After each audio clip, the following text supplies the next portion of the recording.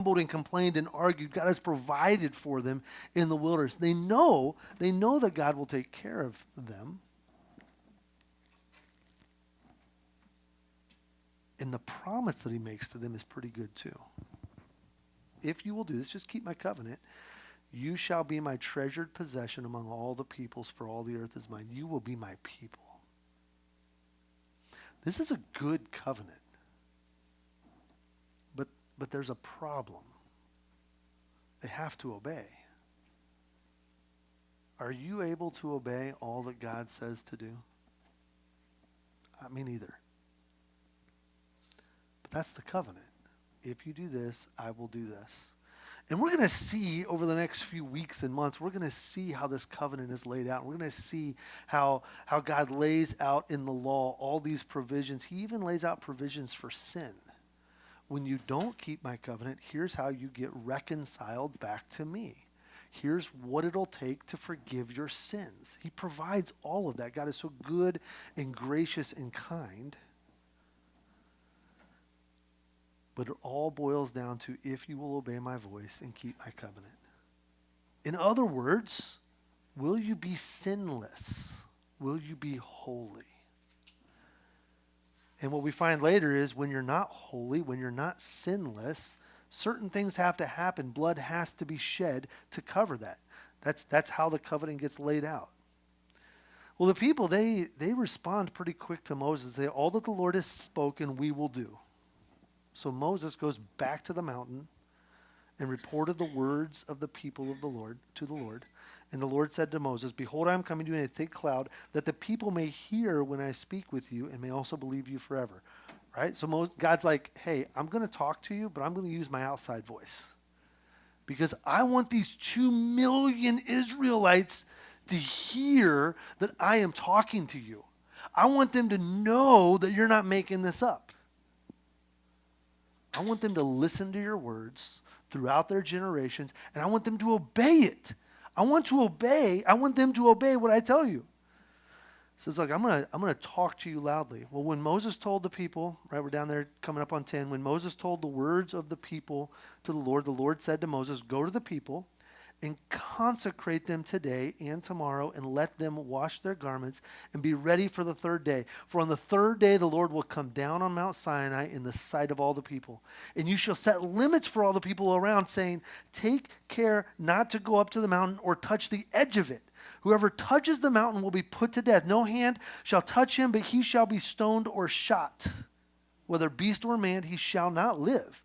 When the trumpet sounds a long blast, they shall come to the mountain.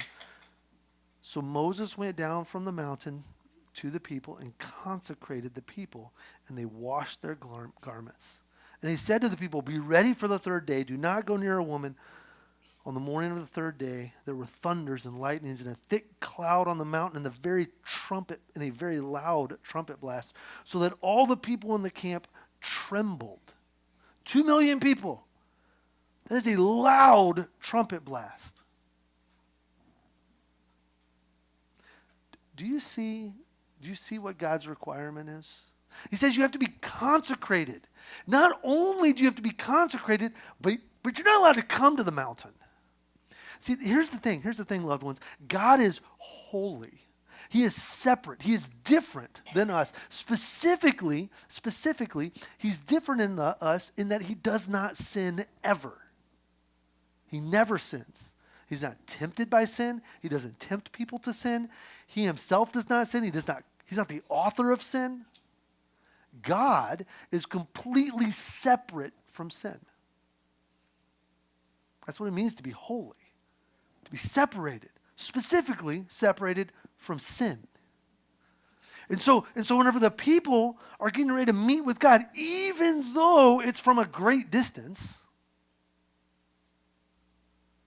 as they approach him, there's a procedure that has to happen. They have to be consecrated. They themselves cannot be bearing sin as they come to God. Why? Because God himself will kill them. You say, that's not what this says. It says it in here in a little bit. Let's just keep reading. God himself will break out against him. If we go down to verse 21, and the Lord said to Moses, go down and warn the people lest they break through to the Lord to look, and many of them perish. Also let the priests who come near the Lord consecrate themselves, lest the Lord break out against them. God's holiness is not something to trifle with.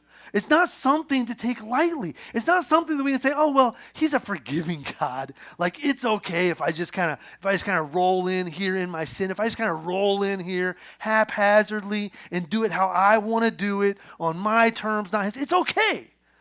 That's, loved ones, that is a lie. That is not how we approach God. We approach God with reverence because he's holy, because he's separate, because he's different, because he's sinless. And there's a right hesitancy because of our sin when we approach God. Here God is saying, Moses, you gotta restrain the people. They're going to be curious. The mountain's going to be covered in smoke. And I think the way it describes it is like smoke from a furnace. And not like your furnace in your home where it's like clean and super efficient. It's talking like a coal furnace, right? Like billows of smoke. And there's going to be thunder, and the ground is going to shake, and the trumpet's going to get so loud. And they're going to watch you go up into this. And they're going to hear me talking to you. And Moses, do not let them come near. Because we're different. I am holy and they are not. It's not just them. Moses, you're not holy either, but I'm letting you come anyway. God is holy.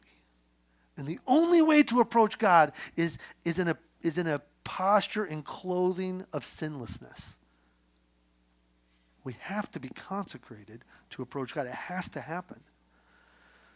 So God lets them consecrate themselves. They're intentional. They're deliberate. They obey his voice. He says, okay, Moses, now we're going to talk. I'm going to give you these words. I'm going to start teaching you the law that you're going to teach to them. Why? So that they can be holy. You ready? Let's see what the law says. Let's see what it looks like. We're going to start with the first 10 points of the law. There's over 600 commands that the Lord gives to the people of Israel that they have to obey to the letter. Over 600. Does anybody have all 600 memorized? I don't either. Actually, I don't think I know anybody that does. I know one guy that might. We're going to start with the first 10. These are the 10 commandments. That's how we most often recognize them. Sometimes in scholarly circles, especially more recently, we call them the 10 words. Jewish circles will use the 10 words. It doesn't really matter what we call them. I find it helpful just to call them the 10 commandments because that's what we all know them as, right? So let's look at the 10 commandments. And we're just going to start. We're not going to get through all of them today. Gideon asked me, before service, he goes, hey, Andrew, how far are you going to go? I was like, I don't know. I'm going to go till we run out of time. So let's see. Let's see how far we get in the 10 commandments. Okay? The 10 commandments, obviously there's 10 of them. Let's just articulate. I'm just going to say what they all are. Number one. Does anybody know the song? Number one, we've just begun. God should be first in your life. Number two, the idol rule. Those golden images aren't nice. Number three, guys. All right. So number one, you shall have no other gods before me. Number two, you shall not make for yourself a carved image. Number three, you shall not take the name of the Lord your God in vain. Number four, remember the Sabbath day to keep it holy. Number five, honor your father and your mother. Number six, you shall not commit murder. Number seven, you shall not commit adultery. Number eight, you shall not steal. Number nine, you shall not bear false witness against your neighbor. Number 10, you shall not covet. Those are 10 commandments. That's the most simple form of them all. Let's start Let's start at number 1. Let's just start at verse 1 in chapter 20. And the Lord, and God spoke, not the Lord God, and God spoke all these words, saying, I am the Lord your God. When we see that, what do we remember? That's Yahweh.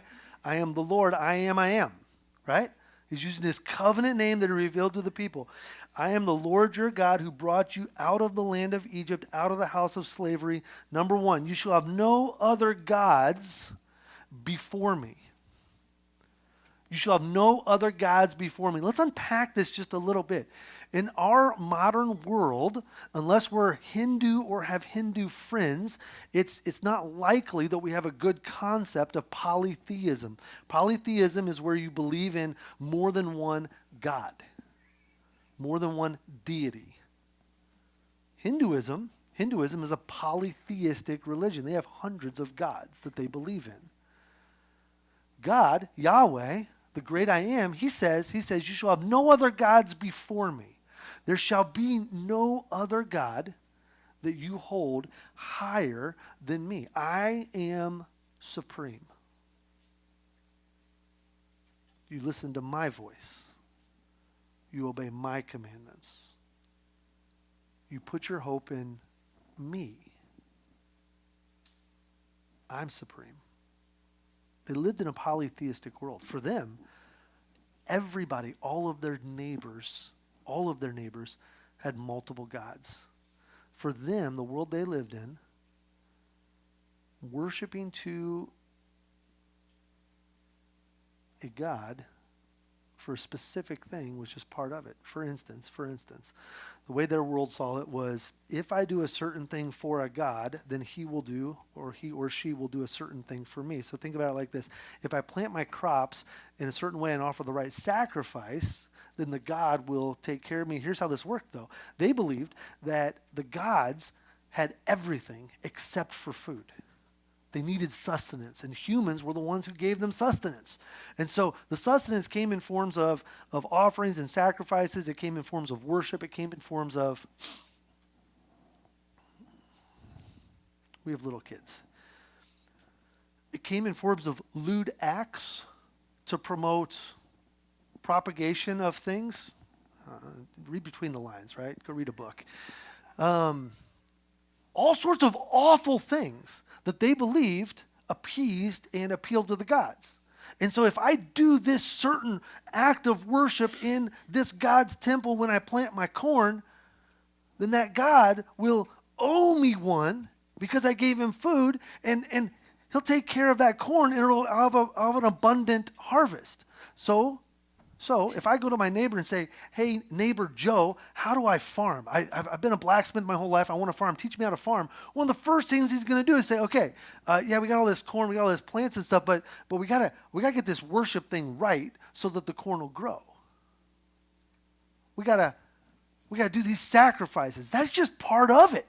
Now, if you go to a farmer and say, how do I farm? They're going to say, well, you turn on the tractor, you hook up the planter, and you go. But that wasn't how they talked about it back then. That wasn't the world they lived in. They lived in a world where everybody worshiped multiple gods, and it was gods for specific things. That was just part of it. God said, no.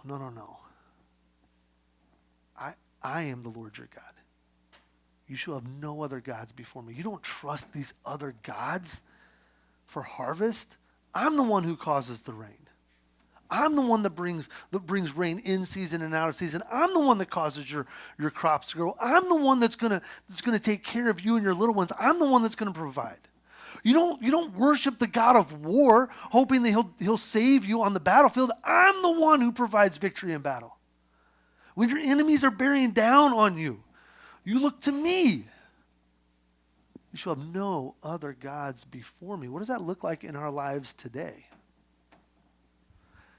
What does that look like in our lives today?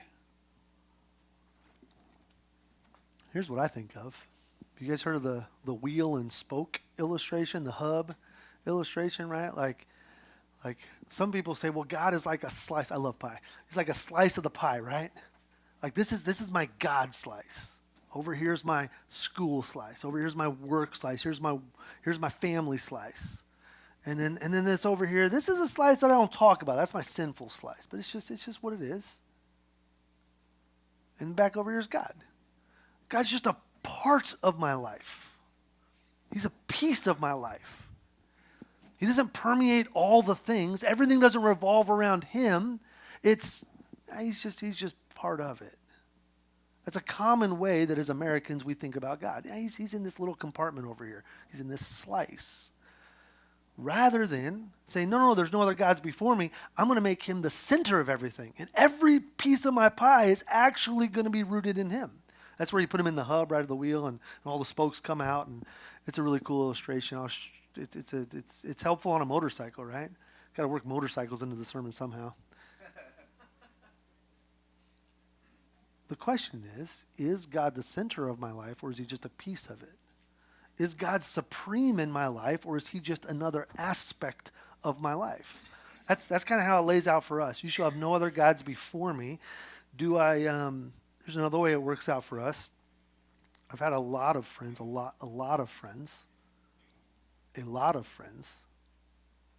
as their kids get older. Yeah, we're just doing travel ball, so we won't be at church for the next 6 months. It never starts out like that. It always starts out with, it's just a game on Sunday afternoon. All right, they have one tournament that's on Sunday morning. Okay, there's just 4 tournaments this season on Sunday morning. Your kid's 7. Who cares, right? But that's how it starts, and that's when it starts. And by the time they're 13, 15, 6 months without being in church. You shall have no other gods before me. Friends, we substitute God with good things, but they're substitutes.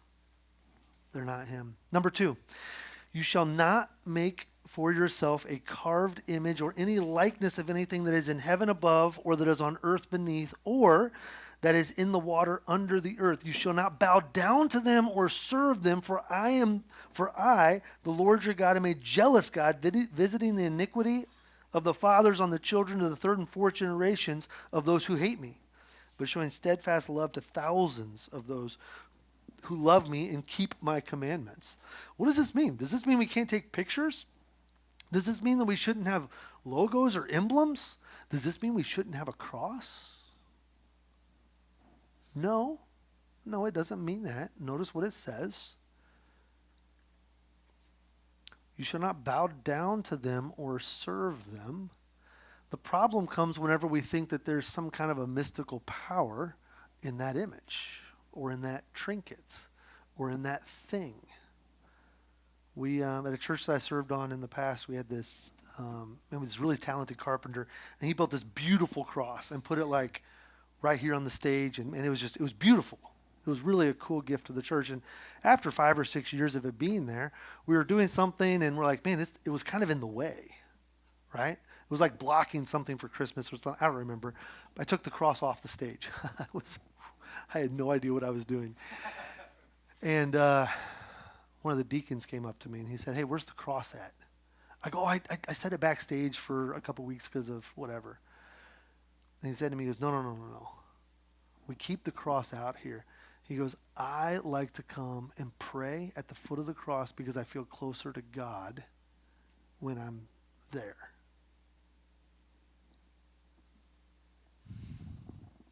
That's why we needed to move it. When we have images, when we have things that we think tie us closer to God, it's a problem. It's a problem. Those things, we start putting our hope in those things. Man, if I could just pray at the foot of the cross, then God will hear me more.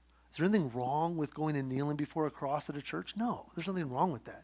The problem is whenever we start thinking that that's where God dwells. The problem is when we start thinking that there's something mystical about that. The problem is when that starts to become our representation of God. God is so much bigger. We cannot create anything that could contain him. We can't create anything that would even hope to capture his essence. The prophets talk about it like this. They say, how foolish are you when you make carved images with your hands? And you, the creator, create things and then you bow down and worship to them. How foolish. But we do that, don't we? We do that. See, man, I don't have a Buddha in my house. I'm not like praying to Buddha. I'm not.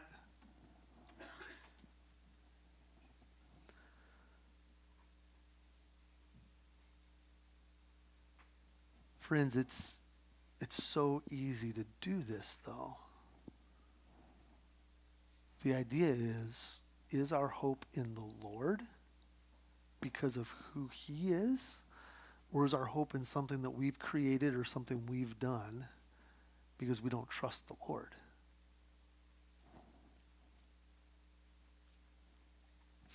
There's an interesting math equation going on in this commandment. I am the Lord your God. I, the Lord your God, am a jealous God, visiting the iniquity of the fathers, or the sin or the guilt of the fathers on the children to the third and fourth generations. 3 or 4 contrasted with, but showing steadfast love to thousands. Thousands of what? Thousands of generations of those who love me and keep my commands. See, why is God punishing the sons and grandsons and great-grandsons of a person who is doing this idolatry? Why is God doing that? Does he punish the sons for the sins of the fathers? No, he doesn't. No, he doesn't. He's separating this out. He's saying, look, whenever you do this, Father, whenever you do this, you're teaching your kids to do the same sin. Fathers, the things that we promote in our homes, we're teaching our kids to do because they're just around us. And it often takes a couple of generations for some of those things to be broken. In the same way, fathers, if you teach your kids to love the Lord, their God, with all their heart, soul, and mind and strength, if you teach them that, that will outlast the sin so much. And there's so much blessing that comes with that. All right, number 3. This one's hard. I'm just going to let you read it.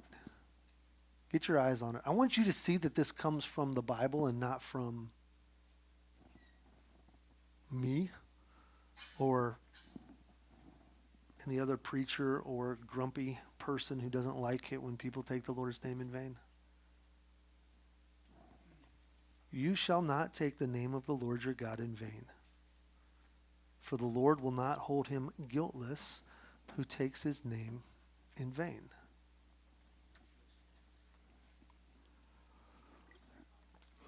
Yeah. What does it mean to take the Lord's name in vain? What does it mean? What does it mean to hold the Lord's name in such worthless contempt that it becomes a byword?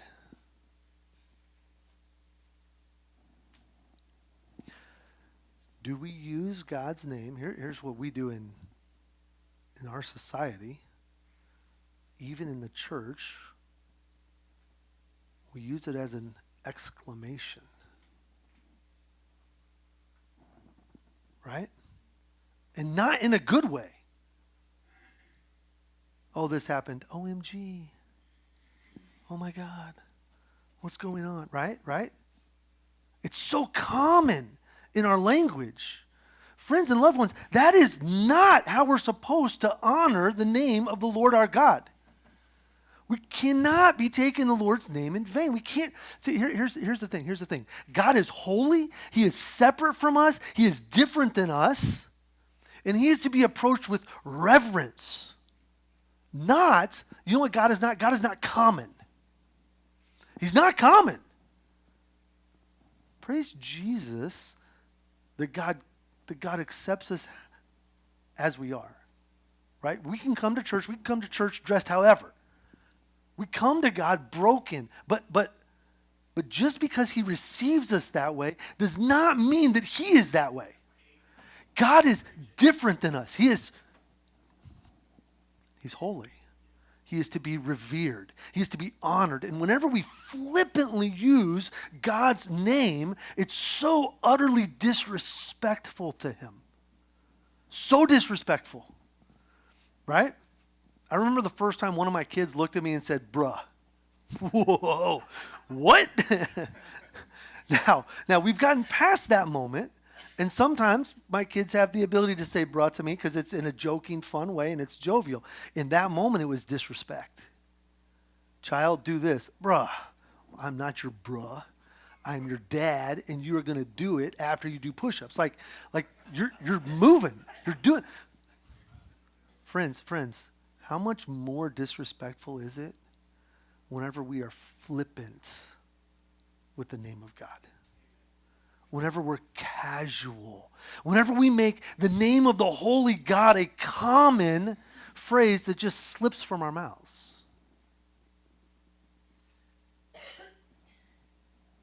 Friends, there's no part of that should be in our lives. This is a serious thing. But loved ones, it's not only that. Taking the Lord's name in vain is not only if I let it slip out of my mouth. It's more than that. It's more than that. Have you ever heard the expression, usually from a father to a son or somebody who's like out just being a screwball? Son, you have my last name. When you're out there, you don't just represent yourself, you're representing me. You're making me look bad. Stop doing whatever you're doing, right? Have you ever? It's another way that we hold God's name in contempt, that we hold God's name in vain.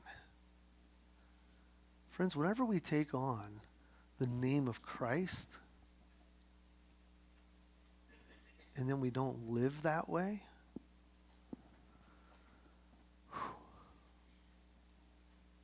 what are we saying? We're saying, yeah, this name, it's actually kind of weak and common because it's not even powerful enough to change me.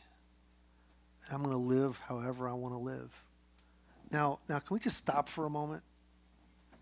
These are the things that we have to hear. We have to understand. We have to think about the way that we profane the name of the Lord, both in the way we speak and in the way that we are hypocrites. Loved ones, we are hypocrites. We do not live lives that honor God in the measure that he should be honored. We don't do it. So let's not even pretend. Let's not even lie to ourselves and pretend that we do. We don't. But we cannot get into this lie of saying, well, if I'm not perfect, then I'm not a Christian and I'm not accepted by God. We can't get into that. Let's just look at how this verse ends, right? You shall not take the name of the Lord your God in vain, for the Lord will not hold him guiltless who takes his name in vain. Friends, that's a big deal. That's a really big deal. Look at what the law does. We're only going to get through these first 3 commandments today. The law reveals that we are not holy. Why did the people of Israel have to consecrate themselves? Why? Because they were sinners. Friends, obedience to the law does not lead to a consecrated life. Obedience to the law does not lead to holiness. Friends, we have to get this. Are you ready? A holy life leads to obedience to the law. See, whenever we are consecrated, whenever we are made holy, then we can start to obey the law. And we can start to do these things. But we can't do them to earn that holiness. The only way that we can be right before God, the only way that we can be consecrated, the only way that we can actually be holy is through Jesus Christ. And it is his gift. Galatians tells us that it's his free gift, and it's not from anything that we do or anything that we've earned, but it's a free gift from him. We get Christ's righteousness, so that when we have Christ, God looks at us and says, you're consecrated. You're holy. God sees Christ's righteousness instead of our sinfulness. That's what God sees when he looks at us when we have Christ. Friends, we don't have to strive and struggle to be holy and to do all these things. What do we have to do? We have to trust in Christ and say, Christ, I can't do these things. I'm incapable of it. Can you do it for me? And when we let Christ do it for us, guess what starts to happen? Guess what starts to happen in our lives? Here's what happens. God starts to convict us of these things. These things become distasteful to us. Suddenly, speaking the name's Lord and the Lord's name in vain becomes distasteful to me. And I stop doing it. Why? Not because I'm earning my holiness, but because I already have Christ's righteousness in me. And he's working on my heart. And he's changing me. See, his righteousness produces the obedience that we need. The law, it shows us that we need Jesus. It shows us that we cannot do it on our own.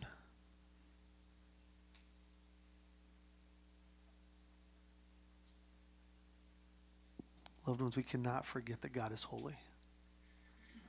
We cannot forget that he is different. He is not common. He's close to us. He's near to us. He is our Abba Father. He's our daddy. He is. He's a friend of the weak. He's the one who sacrificed himself for us. He is all those things, but we can never make the mistake of thinking that he is common. God is not. He's holy. And he calls us to that same holiness. But friends, it's through the blood of Christ that we can be holy. And even then, right? Even then, that's a weird way to say it, isn't it? I'm going to be holy through the blood. No. I'm holy because of the blood of Christ. And my life will look differently. And I won't be taking the Lord's name in vain anymore when I'm out there walking around like a fool, sinning a bunch and doing all this stuff. Why? Because God's changing me. And you know what happens? Instead of my life being a life that takes the Lord's name in vain, my life becomes a life that honors him and brings him glory and worship. Because it's him who's working in me, not me who's working in myself. Worship team, why don't you guys come up? We're going to sing. We're going to sing today.